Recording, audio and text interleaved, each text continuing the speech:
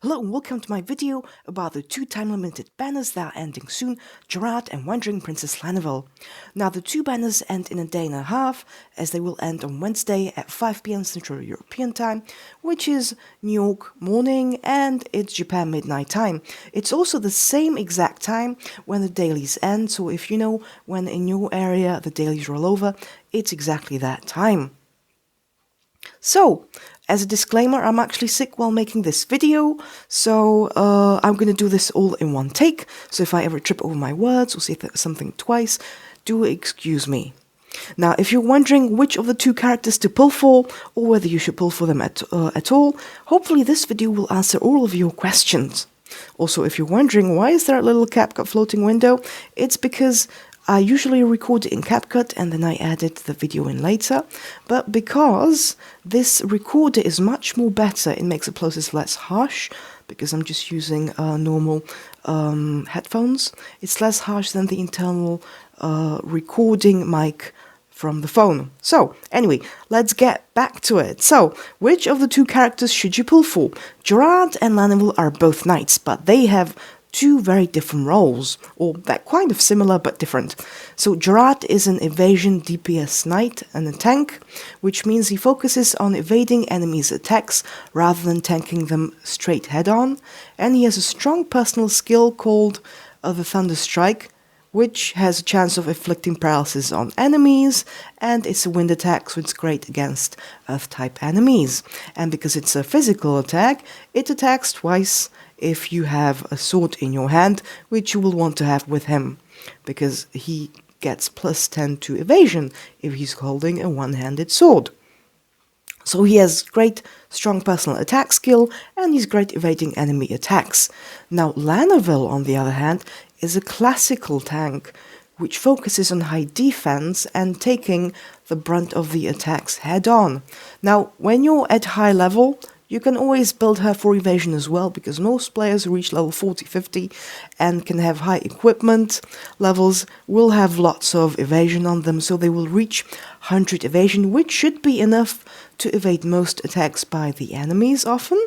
So you can always gear her up for evasion as well.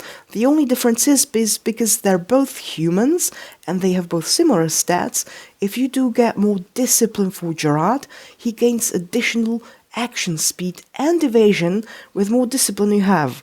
So it's easier to build him for more evasion, and he always gets, even without any discipline, a base plus 10 to evasion if you're holding the one-handed sword, which he wants, as he usually works best with them, especially because then his Thunder Strike attacks twice. And Lanaville, on the other hand, faces the enemies head-on, as I was saying, but she can also evade. However, she doesn't have any attack skills unlike Gerard. Instead, what she has is a 10% row damage buff if all the allies in that row are good or neutral.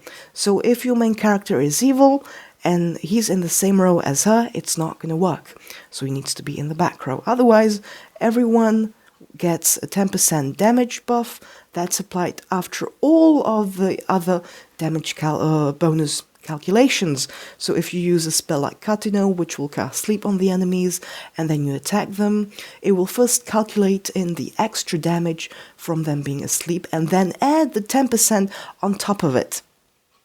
So usually, if you do 1,000 damage to enemies, with all the previous calculations, not except the 10 damage bonus buff, it's gonna do 1,100 instead of just 1,000. I hope I said 1,000 in the beginning. That's me being so feeling sick. Anyway, so Lanaville is great because of this 10% bonus buff, and at the same time she has after battle heal. So whenever she kills, whenever you win a battle, you're gonna get 12 HP back for every single character in the party. So early on, it's excellent. It's really good if you're starting out, as it helps you survive in the dungeon longer. It can help you get through a rough patch. However, the more high level you are, the less useful it will be, precisely because of the fact that later on you get 200 or 400 HP, and at that point gaining 12 points is basically nothing. And unless you inherit her, you're going to be doing 12. So usually for her, it tends to be like 12 points, then it's 20, then it's 36 or something. And lastly, if you gain maximum inherit, it's about 86 points, which is good and actually becomes relevant during the end game. But usually, unless you're a whale or you've been playing the game for a long time, you're not gonna have enough copies to inherit her that much. So if we're comparing just base Lanaville, or rather base Wandering Lanaville and the original Lanaville from a standard pool, and Gerard, without any discipline and inherits, both are good. The only difference is that Gerard, and let me show you. So the main difference is that Gerard will grant you a very powerful attack skill using his Thunder Strike that has a low chance of inflicting paralysis on the target, which in my experience, usually when I use it on bosses, because it's usually wasted on mobs, as I can kill them normally with the mage spells. For bosses, it does sometimes paralyze them, so the bosses aren't like in other games where it's not going to work at all. I've successfully paralyzed some bosses. But it doesn't always last long. It usually lasts either 1 turn or 2 turns, unlike when your main character is paralyzed and it lasts, let's say, 4 turns, unless you decide to heal it with a spell by the priest. So, it's great. Paralysis is an extra bonus, and at level 30, with a +5 Royal Sword, it does usually 180 damage against normal monsters for me. So that's 360 damage per attack, or rather per Thunder Strike, because it attacks twice if you're holding the sword. So it's great, especially if you're in the Beginner Abyss dungeon or the Den of Earth, which has lots of earth monsters, because wind has extra bonus against them and the attack is wind-based. Now, plus he has +10 evasion. And Lanaville is also very great. Lanaville, on the other hand, lets you heal up after battle, which is very useful early on. And she also has she also has Valiant Righteousness, which lets you do the 10% damage bonus to the entire row if they contain good or neutral allies. Now you might be asking, what's the difference between this Lanaville and base Lanaville? Well, the difference is that the base Lanaville originally was the same as this one, but then they changed it and they added a new skill to her. So originally Lanaville's after healing battle skill was called Stirring Righteousness, but this one, the Wandering Princess Lanaville's, is called Valiant Righteousness, which adds a further ability that her own action speed is increased based on the number of one-handed swords and light armor equipped on her. And it's +2 for one sword and additional +2 for light armor. So you get +4 action speed points, which is nothing. It's very small, and such a meager amount does basically no difference, because once you reach level 40 and 50, you're gonna get stats like +15, +20 on your equipment. So once you're in the end game, or even at level like 20, the +4 or rather +2, because it's not really worth it trading out heavy armor for light armor at that point of the game.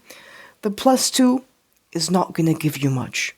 So this ability might as well almost not exist, because you can't improve it. It's always going to be a flat +2. So total +4 if you get both light armor and sword. And the only thing that actually does matter for her is that her discipline changed. This is the thing that might interest you and might be worth it. If you get 2 copies of her, so you can use 1 copy to discipline herself, you're gonna get not only additional increase in each stat and defense power and confusion and charm tolerance, just like the original Lanaville has, but you're gonna get increased HP and critical tolerance. Now, critical tolerance actually prevents one-shots in the game. One-shots via skills. So, if, for example, you have a Vorpal Bunny who has that special one-shot kill, or the undead enemies in the Mausoleum who can use Brandish using the Sword Strike, or the charging up attack via the archers that just one-shots the characters, you have a chance to negate that one-shot if you have critical tolerance. So this is really good skill, as it might actually save you in some cases from your character being killed, which might matter for leaderboard castle, like for leaderboard arenas like we have right now, where you have a speed-based completion. So it actually matters if your character dies or not, because you can't come back to the town and resurrect yourself if you don't want to risk your main character dying. So personally, my opinion is, if you like these characters, if you like Lanaville, because the only difference between this Lanaville and the original one are only, number one, having the increased action speed if you have a sword and light armor, having HP and critical tolerance if you discipline her, and having a different personality. So these three things are the only difference from base Lanaville. So unless you plan on getting 2 copies of her to discipline her, then I wouldn't get her, because you're bound to get Lana from the standard pool. So I would only get her if A, you like her personality more and you want to experience her reactions, because she has a little bit different reactions and voice lines in the story, or if you plan on getting 2 copies and you're gonna discipline her to get the critical tolerance. Otherwise, I just keep base Lana and skip it. Now, there is a chance if you don't have Lana at all and you didn't get her during any of your pulls so far, then maybe I'd consider it, but personally, because you have a 5% chance to get a legendary character for every single pull, I'd rather not waste my money on the banner unless you have a lot of money or are a whale and can just spend. If you can, go for her, she's great, especially if you don't have her yet. But if you do have base Lana, then I wouldn't get this one, because the only difference is the discipline and different personality. So she's basically a skill, she's basically a skin with 1 additional extra ability, because the extra action speed points don't matter at all, as I mentioned. Now for Gerard. Gerard is really cool. I'm personally a bit biased towards him, as I like his design. But his skill, Thunderstrike, is universally seen as very good DPS skill. It's on par with Geralt's Eruption Strike. So it's super strong, and later on you can do like 1000 damage with it. And because it's wind-based, it's going to be useful in the first dungeon. At the same time, if you already are running one knight like Lanaville, you might prefer to have a fighter in the same row rather than having additional knight. Some people do run both of them. I personally did that as well. But one of the main differences between them is that while Lanaville is great, let's say first 15 levels, and conversely he isn't as well, because he isn't as good, because you won't have much SP to cast his skill. Once you pass level 15, I felt like after battle healing wasn't as good, because it does only 12 points, and instead his skill becomes very useful, because I could cast it several times per dungeon expedition, and he used to evade lots of hits, so he had more survivability compared to Lanaville. So I switched her out for having 2 mages instead, so I was running Deborah, the thief, Gerard, the knight, 2 mages, and Priest Alice, and that's a party I've been having for a long time, and I'll switch back to having only Lanaville, or instead of Gerard, to level her up together with Urbanius.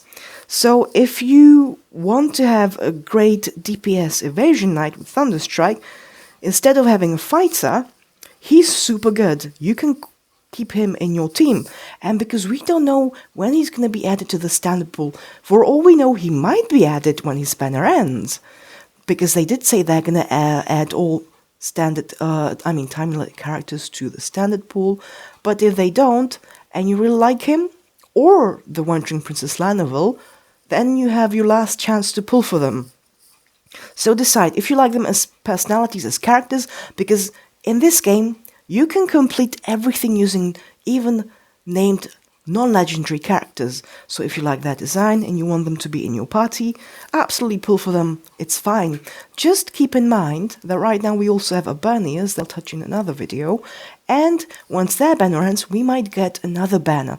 We don't know if they will actually give it now or later, but there will be a ninja coming eventually from promotional materials. It might be months in the making or actually soon. So if you're not that sold on them, wait and see who's going to come next in after Wednesday. And if you do like them, I'd recommend first make Gerard priority, because you're already going to get Lanaville, but if you do want to get Lana just for her, then get Lanaville. And if you're wondering if you should get a Bernius, I'd personally say only get a Bernius if you like her or if you want to have a front row fighter together with Lanaville, because if you're running Geralt is stronger than her, and I think he's better, but he doesn't get the 10% damage buff from Lanaville. So I would only pull for a Bernius if you really like her, because she doesn't bring much utility, and she's very situational and only excels at magical beast areas with magical beasts, because her passive does more damage to them, just like Benjamin, and takes less damage from them. And she can also she's also great for auto, and she's also great for auto attack parties because she has additional attack. So if you want to make a fully physical team where you're going to be just auto battling through the dungeons, she's good for that, because having additional attack at the start of every battle. Otherwise, I'd prioritize Gerard over her because of the Thunderstrike, unless you plan to get more discipline for her. If you discipline her more, then she might be better. Otherwise, I'd just get Gerard. So that's my opinion on the banners. I'd prioritize Gerard then Lana, or maybe skip Lana altogether if you already have the base version, unless you want to get her discipline skill. And hopefully this helped you. Let me know down in the comments below how your pulls were, if you got them, and I'll see you around.